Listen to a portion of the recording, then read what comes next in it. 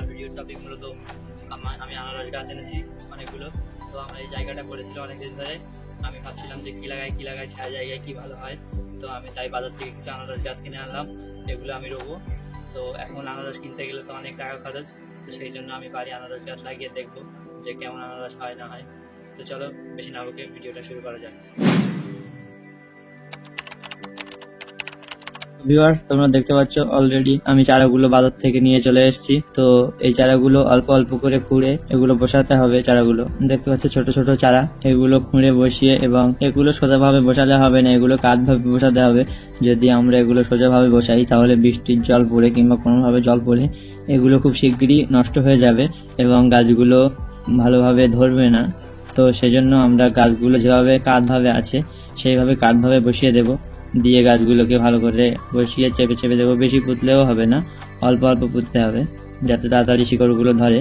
তো গাইস দেখতে পাচ্ছ এইভাবে তোমরা, এবং এইভাবে পুঁতে দেবে এবং অল্প অল্প করে জল দিতে হবে যাতে গাছের উপরে জল না যায়, গাছের নিচে যেন জল যায়। গাছের মাথার দিকে জল দিলে ওগুলো ভিতরে গিয়ে গাছটাকে পচিয়ে ফেলবে এবং গাছগুলো সঙ্গে সঙ্গে মারা যাবে।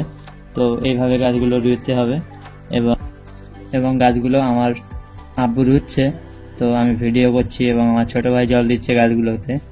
তো ভিউয়ার্স, এইভাবে তোমরা আনারস গাছগুলো লাগাবে। তো আনারস হলে আবার আমরা চেক দিয়ে দেখবো যে কবে আনারস হয়, কতদিন সময় লাগে। তো ভিউয়ার্স, তোমরাও এভাবে তোমাদের বাগানে যদি কোনো খালি জায়গা থাকে তাহলে সেগুলোতে আনারস লাগিয়ে ফেলো। বেসিক্যালি এরকম সময় আনারস গাছগুলো লাগালে ভালো হবে, এবং বর্ষার আগে যত লাগাতে পারো ততই ভালো, কারণ বর্ষার সময় লাগালে গাছগুলো শিকড় ছাড়ার আগে গাছের মাথায় জল পড়লে গাছগুলো এমনিতে মরে যাবে। তো ভিউয়ার্স, ভিডিওটা আর বেশি লম্বা করবো না। ভিডিও ভালো লাগলে লাইক কমেন্ট শেয়ার করো এবং চ্যানেলটি সাবস্ক্রাইব করে ছোট ভাই মনে করে পাশে থাকো। আবারও দেখা হচ্ছে অন্য কোনো দিন অন্য কোনো ভিডিওতে। ততক্ষণ ভালো থেকো, সুস্থ থেকো।